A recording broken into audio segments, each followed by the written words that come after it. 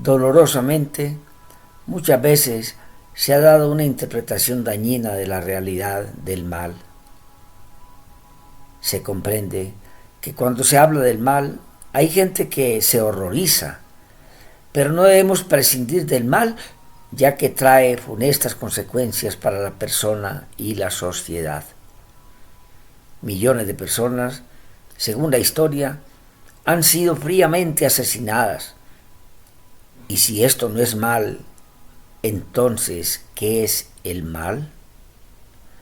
No obstante, el problema del mal es complejo. No podemos sostener que el bien y el mal son lo mismo. Que no nos preocupemos del mal o que para qué hablar de este último. No podemos negar las atrocidades que están sucediendo en el mundo y millones de personas que viven en condiciones infrahumanas en una dolorosa situación. Continuamos con el significado de Satanás. Decíamos que el espíritu de las tinieblas es la expresión de la realidad del mal.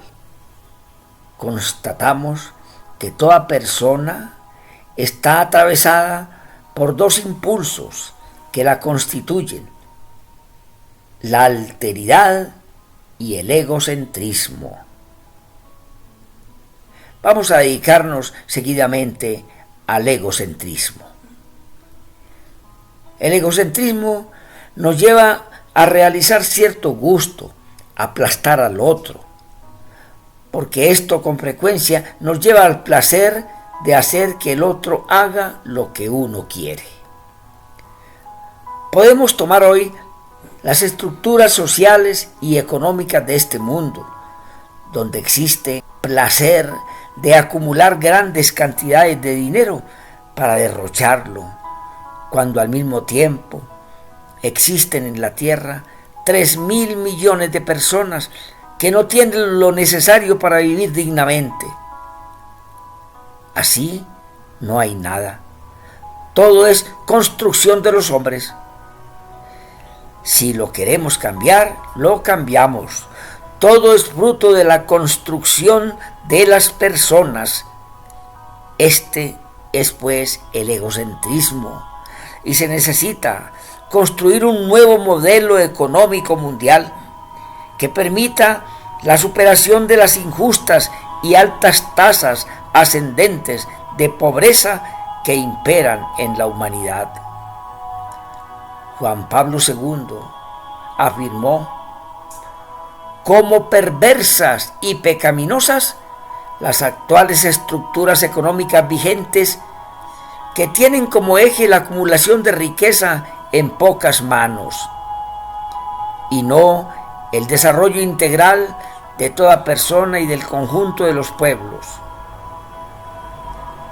Esto es egocentrismo.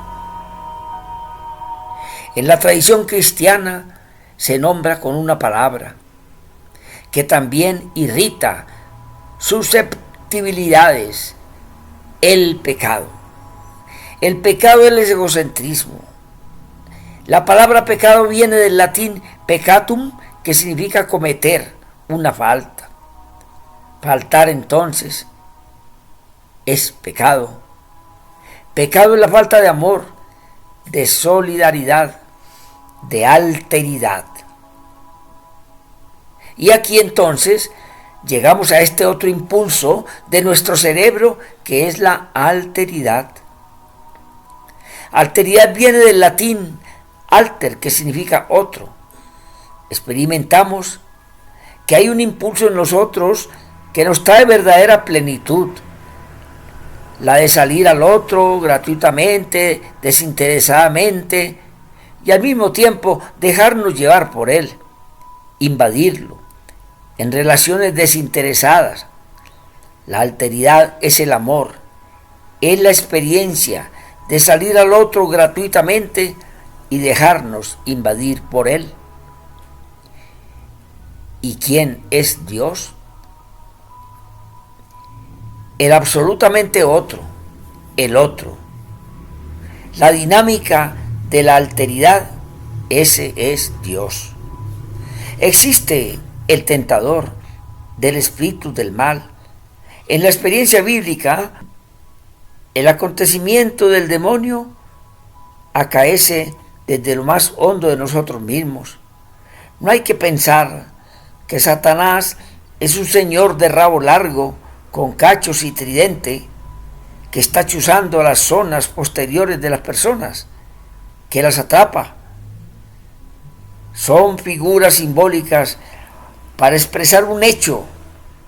De aquí que estas figuras simbólicas expresan una realidad interior, la realidad que nos conforma, que nos constituye, porque esa figura de cachos con cola y tridente, podríamos preguntarnos en este momento, es como decir que el mal del mundo no es responsabilidad de nosotros, sino que es del diablo, un señor por allá, o que es castigo de Dios, como le da por decir a algunos, olvidándose de que Dios, por lo menos el Dios de la tradición bíblica y sin lugar a dudas, el Dios de otras tradiciones religiosas, es misericordia infinita. Dios no castiga, nunca castiga. De otro lado, es cierto que a veces hay afirmaciones de la Sagrada Escritura que hablan del castigo de Dios, una figura simbólica para expresar las consecuencias que trae la práctica del egocentrismo. Insisto, Dios no castiga. Dios está lleno de misericordia. Los que nos castigamos somos nosotros mismos. Entonces, es ahí cuando nos preguntamos, ¿qué es el infierno? El infierno se presenta como el lugar de los demonios de tridente y rabo puntudo. No, no es así. El infierno lo construimos nosotros mismos. Nosotros somos los que construimos el infierno dejándonos llevar por el egocentrismo, no llevando a cabo los impulsos de solidaridad y alteridad que hay dentro de nosotros mismos. Este es el infierno. Es que el egoísmo humano existe, y esto hay que decirlo, y debemos asumir nuestras responsabilidades y dejarnos llevar por esa fuerza maravillosa que es la infinita misericordia de Dios. ¿Y quién es Dios? No es otra cosa que la fuerza del amor. Esa fuerza que nos penetra a todos y que al mismo tiempo nos desborda en su carácter infinito y misterioso, al cual podemos referirnos en estos instantes. Esta fuerza divina se halla en el interior de cada uno de nosotros. San Agustín de Hipona afirmó que es el Creador, es lo más íntimo, de lo más íntimo de mí mismo. En este orden de ideas, para conocer a Lucifer y a Dios, deberíamos hacer un trabajo consciente. Si soy inconsciente, estoy dirigido por esas dos fuerzas. Además, creo que el espíritu de las tinieblas es más atractivo, ya que no requiere un esfuerzo tan grande en efecto. Un buen ejemplo del diablo es la sociedad de consumo. Es un ejemplo clarísimo. La sociedad de consumo es el egocentrismo. Por definición, ella se caracteriza por su sed de dinero, poder y prestigio. La vida humana consiste en ubicarnos en un camino para conocernos, para aprender la lógica de esas pulsiones, su dinamismo.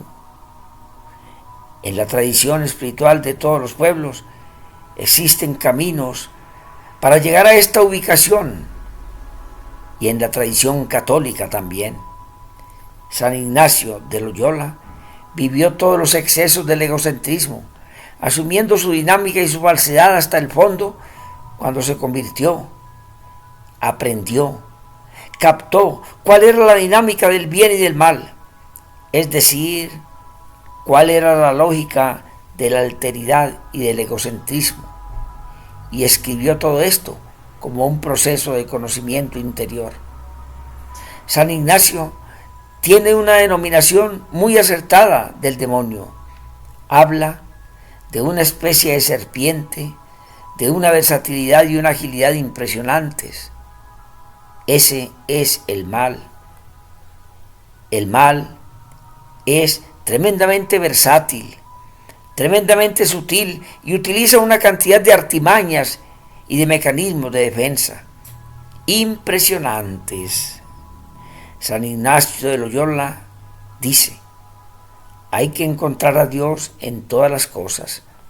Lo que él quería expresar es que el Omnipotente está en todo, y así como poner fuera a Satanás es cómodo, poner al Todopoderoso fuera también es cómodo, puesto que cuando Dios está dentro, significa que nos tenemos que abrir a Él. Hay mucha gente convencida que para buscar al Creador solo hay que encontrarlo únicamente con ritos, con rezos. A este respecto, dice con acierto el biblista y teólogo Gustavo Baena, sacerdote jesuita, que la gente con frecuencia está buscando a Dios exclusivamente en los santuarios y no se da cuenta que el Altísimo está aliado, está ahí, a nuestro lado. Dios está en ti y en mí.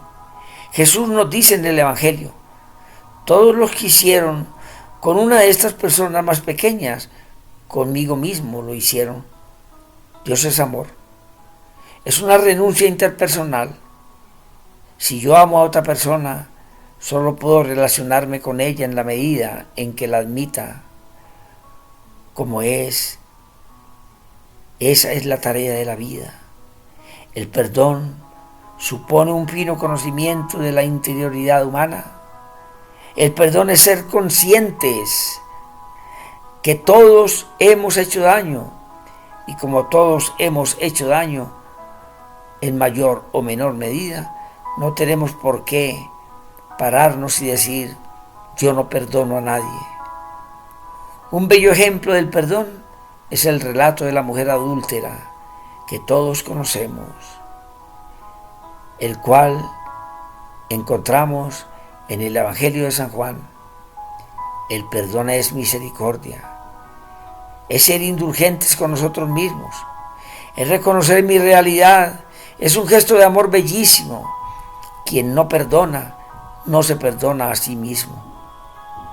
El corazón, en la tradición bíblica, es la sede de las pulsiones del demonio.